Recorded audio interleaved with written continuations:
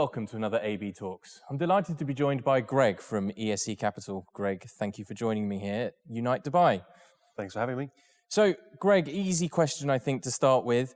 Who is ESE Capital, and what is it that you guys do? Okay, so ESE Capital, we are an investment company. We're based in London, and the ESE stands for Environmental, Social and Economic Capital. So we essentially, we find projects that kind of meet those criteria, whether it be delivering a project that, utilizes renewable energies or creates jobs and obviously delivers kind of economically. And that's kind of where we focus around impact investing and sustainable finance. So can you talk to me a little bit about your track record so far, what kind of investments you've been in, where have you been putting the funds at the moment? Sure. So if we kind of like divide history and go back before COVID, BC, we're mainly focused around like the affordable housing end of the spectrum. So really trying to deliver, houses at that end of the spectrum to really the people, like the real superheroes of COVID, people typically whose salaries are getting chewed up by paying large rents, which makes it impossible to save up for a deposit. So nurses, teachers, key workers and people kind of down there that really should be able and want to own their own home, but for the reasons I just mentioned, can't.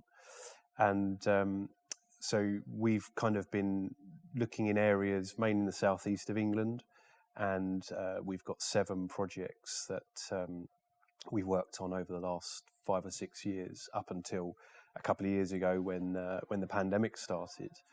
And then since then, we've kind of really, that gave us like a lot of businesses the opportunity to really kind of focus and re-hone our strategy and kind of the type of projects that we really want to work with, be involved in and are passionate about.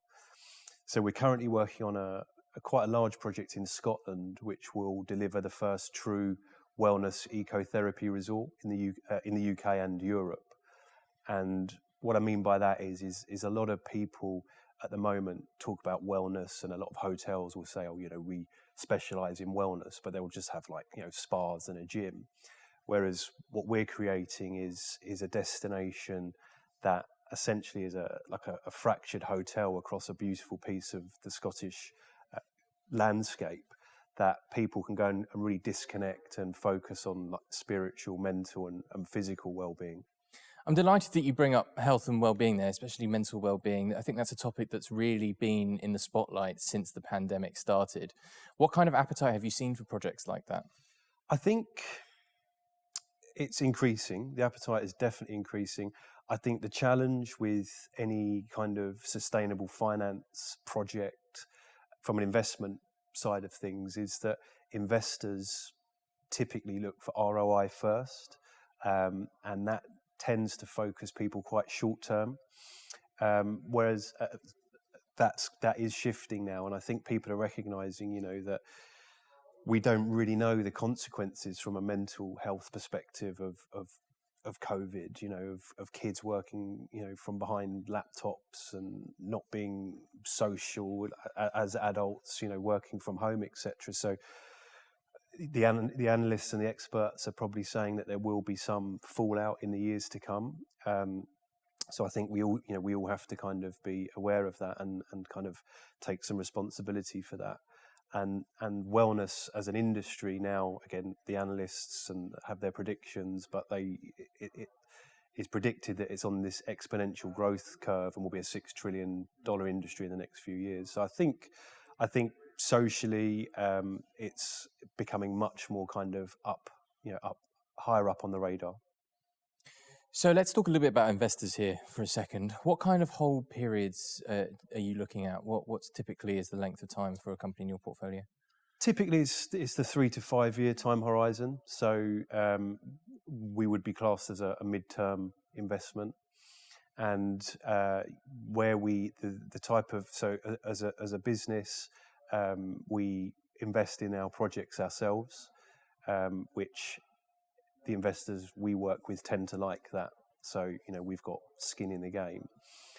And the type of investors that we work with are, again, experienced investors, high net worth, family office investors that are looking for things that typically are not mainstream.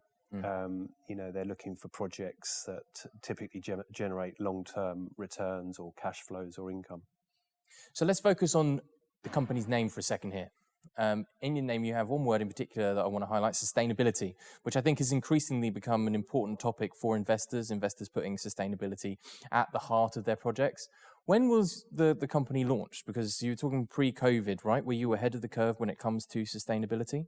I'd like to think so. I mean, ESE is the consolidation of a couple of businesses. One which was set up and started back in 2007, and the other one was set up and started in 2016. So we consolidated both these businesses just about the time COVID was kicking off. So we certainly didn't have a crystal ball or anything like that. It was more, I would say, through more luck than judgment. But it was more.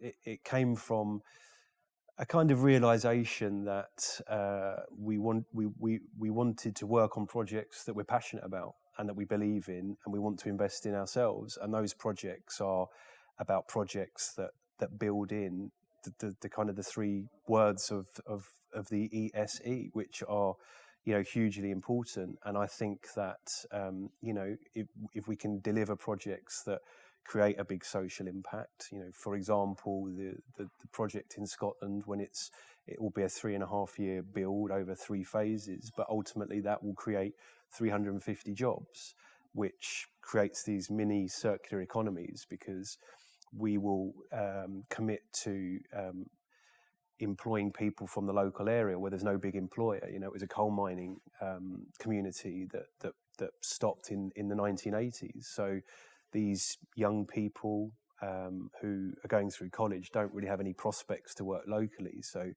they can be train and work as an example, a tree surgeon or a masseuse or a beautician or a landscaper, and then that money, they'll earn a salary, they will spend that money back in the place that they live and buy groceries, cars, houses, hopefully.